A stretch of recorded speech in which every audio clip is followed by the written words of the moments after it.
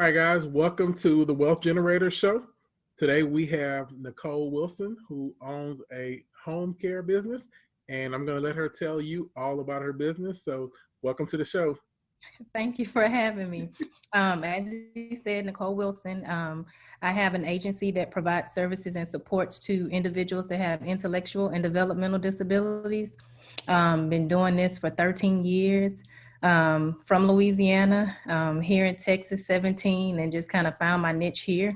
Okay. But how I got started in this industry, it was basically childhood curiosity. I had a friend that had a sister that was, had special needs. And I just always wanted to know why she was in different classrooms, why she was treated differently, why she wasn't, in the general population with all the other students. And it just kind of, stuck with me. I had a lot of questions growing up. I used to see other kids going to other classrooms and wonder why it was called special education. So just ask those questions all the time to teachers and everything, just kind of stuck with me. And then as I furthered my education in college, I majored in rehabilitation services at the Southern University in Baton Rouge, Louisiana, and graduated from there. And then just, migrated here to Texas and kind of still fell in love with the population of people that we provide services to. And I worked for a private provider like myself and kind of learned the business. And I was like, well, I can do this if I put my little sauce on it. So that's what I did. And 13 years, here I am. Okay. So, you work with, is it just students, or is it after they get out of high school, you're still working with them as well? We care for children and adults. So have a contract with the state of Texas, the Health and Human Services Commission, and also the Department of Family and Protective Services. So yes, we provide services to children and adults. Some of them are in school, some are not, some are graduating. Our youngest client is, I think, maybe like 8. Okay. Our oldest is like 70. Okay. Mm-hmm. So, not knowing anything about the business, I know there are kids that are in special ed. Mm-hmm. What does that day look like? Not as a business owner, but like when you say you're providing services, what is that? So there are 4 different residential components in this in our program. So there is 2 components where they live in their natural home setting, where they live with their birth parents, or just some loving people that want to care for special needs population of people. And then there's group home options. So if they're in a group home, we have staff that works with them. It's 24-hour staffed home. They live in a residential area like you and I would live. Most of the homes are 3-bed, 2-bath homes. And the staff prepare their meals. If they're in school, they will go to school, during the daytime, come home, maybe work on some skills to help them retain certain skills. It may be some fine motor skills, or maybe something as simple as learning their address. They have mealtime, a little recreation, and recreational time.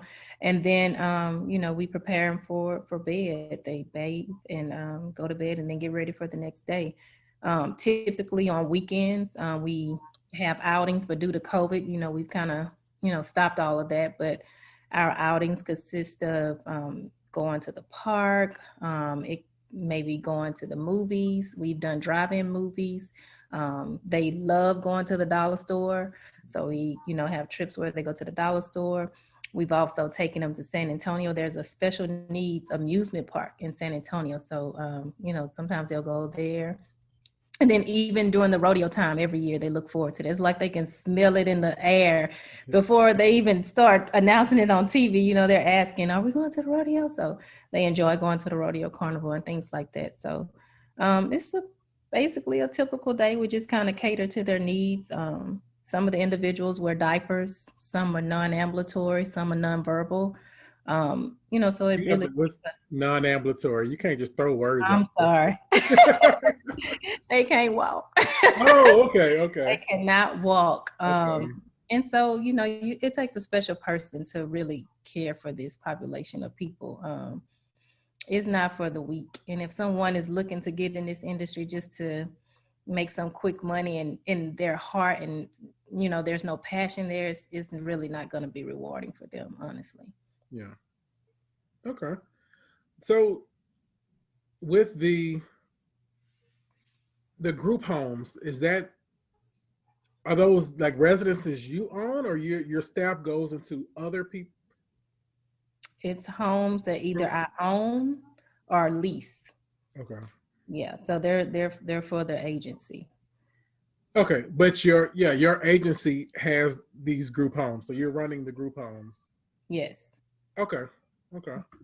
So you kind of gave me the day in the life of working with them, and I was taking this as um, I thought someone had a special needs child, and y'all were going and helping, but you actually, own or lease these properties that the group homes are in.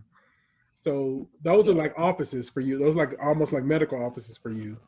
Yeah, or people use group home or facility interchangeably. But no, there's another piece to the residential component. We do have individuals that live in their natural home setting where we have, therapists that comes out depending, it's based on a need. So we have case managers, we have nurses on staff that go into the homes and just ensure that they're getting the services that are outlined on their plan of care. So we do see individuals in their natural home setting as Okay. well.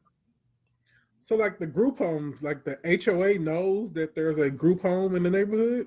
Yeah, some HOAs don't agree with it, and you have some, that do. But I would advise someone who's looking to get into this industry to definitely notify the HOA if you're, wanting to open a group home in a residential area. Okay. Okay. Yeah. So how did you say that you left you got started by working for somebody else. Mm-hmm. So if I'm interested in this, Mm-hmm. do you need a college education specifically in that to get started? Mm-mm. Anybody can be the CEO. You just hire the right people to run. That is true. I like Answer your question. that. No, you do not have to have any special education to own the agency. The But only of course, the person who you put in charge, like the administrator or program director, would need the educational background. okay. Okay. Mhm. But you have the background, so you were able to start as the CEO and the program director. Yes. Okay. If somebody wanted to start that route, is it a full 4-year degree they need, or can you just get a certificate? Is there any kind of certification you can get to get started? Not a certification. They do want you to have a degree, a 4-year degree. You can do, if they have like maybe something in the human services field that's a 2-year degree, they'll take that, but you have to have the commensurate amount of years experience that they Okay. require.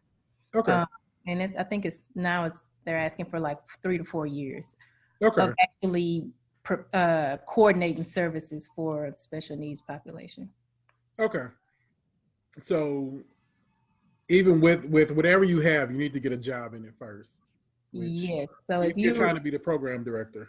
right, if you're a caseworker for CPS or for they call it the Harris Center now, formerly Mental Health, Mental Retardation of Harris County. If you were a service coordinator there for an X amount of number of years, if you have the years experience, you could be the program director. Okay. Mm-hmm. What about the teachers, that special ed teachers? Are they part of that? They provide those services? Yeah, because they do work with this population of people. A lot of schools, we get a lot of referrals from some of the schools, and typically in the special ed department or the teachers that teach life skills. Mhm. During the ARB meetings, when the children are about to get ready to graduate, they invite all of these agencies to their ARB. Yeah. And so the Harris Center is one of them if they're in Harris County. And, they talk to them about the program that I have, which is called Home and Community Based Services, HCS. It's a Medicaid waiver program through the state of Texas. Okay. The Harris Center, is that you, or that's somebody that, what is the Harris That's Center? the county. They're like the local authority over agencies like myself. So they're like the liaison between the family and the provider. Okay. Okay. Mhm. So the family receives your services, but are they paying you, or do you get paid through Harris Center? I get paid through the state, the Health and Human Services Commission. That's who my contract is with. Okay. Okay. The individuals have to be a Medicaid recipient, and they have to have received intellectual disability before, or been diagnosed with an intellectual disability before the age of 18. And Okay. so right now there is a long waiting list for services. And when I say long, like if you had a loved one that you needed placed on this list and you placed them today, it'll probably be maybe like a 10-year wait before they receive services. Wait, Medicaid, why? Medicaid funded for one. They only can release so many slots per year, per fiscal year.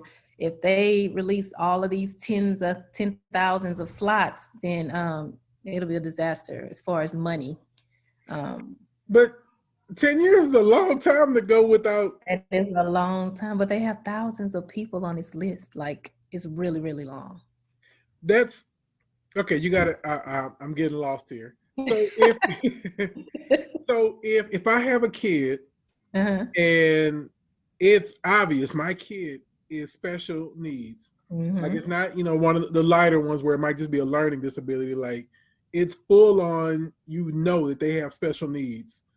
Um, and they're born this year. Mm-hmm. Like you can't wait till they're 10 to get help. Well, there are some services that they can get, but this program is a really, really good program. It's a lifetime program. The only time, you'll get rid of it, or it ends is if someone dies or if you just terminate services. But um, there are sometimes where families can get what they call a diversion slot or like an emergency slot. Okay. But I mean, if everybody did that, because I mean, they can't do it for everybody. But it is a long wait. I mean, it's crazy. Yeah. I've kind of checked on some other waiver programs, like in Louisiana. The wait is not as long as here. Even we had an individual that moved to California, and they have waiver programs in every state. But he was able to just kind of go transition over in California, and there was no wait at all. So I don't know if it's just a Texas thing, I'm about but to say, is Texas backing stuff up? I mean, we are one of the largest cities here, Yeah. states here. So I don't know. It's crazy though. Okay. So they release so many slots per county per year. Okay. Yeah. So yeah, going back to that, when I realized that Harris Center meant Harris County, um, are all of your clients Harris County residents, or can you work with Fort Bend out here? I have Fort Bend. I have clients in Beaumont, Texas. Okay. I have a contract to do to place clients in Austin, San Antonio, and Okay. Dallas. So yeah. Okay. So you're all over Texas. That's the plan. So right now, I'm as far west as Beaumont and as far east as Weimar, Texas. So, Okay. Okay. mhm. Okay. Could you be nationwide? Not throwing at your dreams out there, but I saw you Well, itching for the. well, since this is a Texas Medicaid waiver program, I can, do the state of Texas, but I would have to apply for other waiver programs in other states. The Okay, the yeah. When you process is said you had different. the client that went to California, I was just wondering. Oh no, he's gone. I mean, he's terminated his services for Texas and moved to California. Yeah, so I But have nothing he to has do with. whatever California's equivalent Uh-huh. that you do is. Okay. Right. Mm-hmm. Okay. And Yeah. this is not a federal program. All of this is from Governor Medicaid. Abbott. Yes. Okay. Okay. Uh-huh. So Yeah. what is it, I guess, competition wise, what is that, Ooh. when you have a contract with the state, I guess it's, how do you differentiate yourself, other than just providing good services? Mm-hmm. How do you differentiate yourself from the other people? And are there, do you have a tons of competition? Yes. There are hundreds of providers on the list, probably somewhere between 300 to 400 providers, could be more. Um, but it is customer service. We do a little, some things a little different. Honestly, I don't really check out what the other competition is doing. I'm just being honest, but I mean, we're more family oriented over here. The families that we have that come over, they either come from referrals of families that we currently have.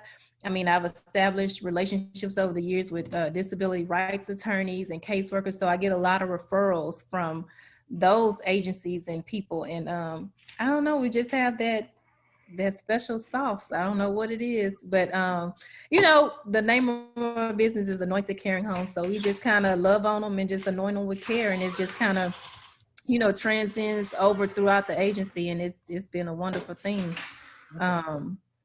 But yeah, just attention to detail, listening to families. Customer service is key. Communication is key, I think, in any relationship. So you have families that have children that have these behaviors, maybe throwing feces, maybe knocking over things in the house. And they may call and vent, and we listen. We acknowledge their frustration, and they love it. I mean, people just want to be heard. And so I think that may be something that stands out. We listen, and then we, react, and, just kind of, let them know everything's okay, because we get to turn it off at 5 o'clock. They deal with it 24/7. Yeah. And so you just kind of got to know how to sometimes stroke their little egos and make them feel good, and, love on them at the same time. So. Okay. It's good that you're caring. Yeah, we honestly do. Yeah. No, I mean, in that kind of business that, that's not a business you could do for the money. You really have to Yeah, I mean, care. yeah, you do. I can imagine some of the things you've had to. It's never a dull moment, like literally never a dull moment at all. Yeah. So, how large is the company? Well, wait, before we get there, I want to go back to, because when we're talking about standing out from the other 400, you started talking about how great you are to the people that you serve, but the the thing that I guess I was trying to get at that you hinted at was you got the contract with the state. Mm-hmm. So, like, going back to looking at me, if I got the contract, if I worked for a company, I'm now ready to venture out on my own. Uh-huh. The contract with the state, but now I just got a piece of paper that said I can do it. But it was that next step, and that's when you said that you had, I think you said you had a lawyer that might refer you. Mm-hmm. So that was the next step. So you started to like just create relationships with, Yeah. I guess like would there be principals, like people who do ARDs or? Yeah, some people, some principals, some diacs, and teachers, and just people that were in the industry, like caseworkers, like I said, who conservators at the Department of Family and Protective Services, who kind of dictate where the children will be placed. Just developing those relationships, disability specialists, and those types of people. And I mean, and then over the years, they've just, like I said, referred people. We have some individuals, they have guardians of the county and guardians from the state. And so, if you're providing good services, they'll send more of their individuals your way. That can be a good thing and a bad thing, because if you piss one of them off, they can take all the clients they done brought over to your agency and send them somewhere else. So, Yeah. yeah. Okay. But I'm glad you asked, because I also consult too. So if anybody is wanting to get into this industry, I also do that as well. So. Okay. Yeah, we'll definitely put a link to your site in the show notes so people can check you out. Uh-huh. Okay. So what would you say has been one of the biggest challenges that you faced in this industry? Um, the group home staff is one of the biggest. Not so much. I mean, the individuals, yeah, but the staff can make or break you. The ones that are working in a group home, I mean, it's crazy how you have to reiterate simple stuff. I mean, like, these are grown people. Like, it's just simple stuff that you have to reiterate and just make sure that they get. Sometimes it frustrates me so bad. I'm like, are you really a grown? Are you a kid?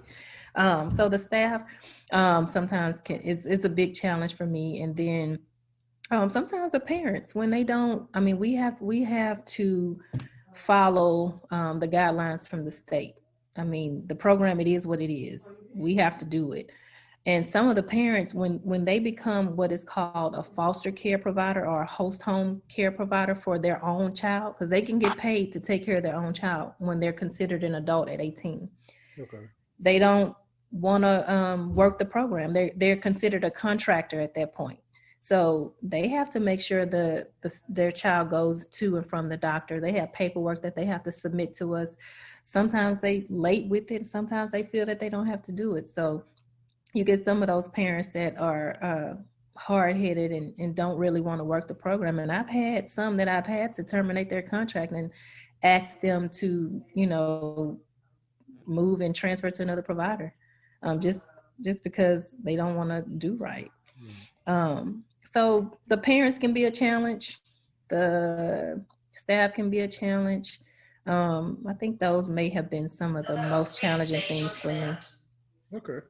So your staff, are these people that are in the homes like W-2 employees or these contractors?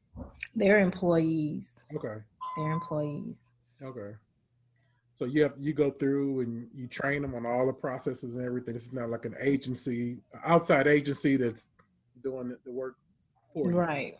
Okay. We train them, and then the nurse, of course, have to train them on the individual's diagnosis and medications and side effects and things like that. But yes, they do get training from me. Okay. You have a nurse on staff as well, or? We have 2 nurses, and we have 5 case managers. Okay. Yeah, so we have roughly like between, I think it's about 65, 68 employees now. Oh, wow. I didn't know that. So it's a lot to manage, along with trying to do other things. But I mean, it's worth it. Okay. Yep. All right. Well, thank you for doing the show. Where is the best place that people can find out more information about you and anything else you want to share? At thenicolewilson.com. And if they are interested, you mentioned the book, this is it. If someone is interested in tapping into this industry and learning more about what I do, this resource guide is it. I mean, it, kind of tell you what I've been through, how I got here and some of the pitfalls to avoid, to kind of get them on the right track sooner. And this book can be purchased at thenicolewilson.com/HCS Made Simple. And yeah, look me up there. Everything is there, thenicolewilson.com. All right. Thank you again for coming out to the show. Thank you. Bye. Bye. That's the end. All right. In real life, thank you, Nicole. I do appreciate it. You're welcome. This part to be edited out. You say in real life. All right. All right. Talk to you later. Bye. Bye.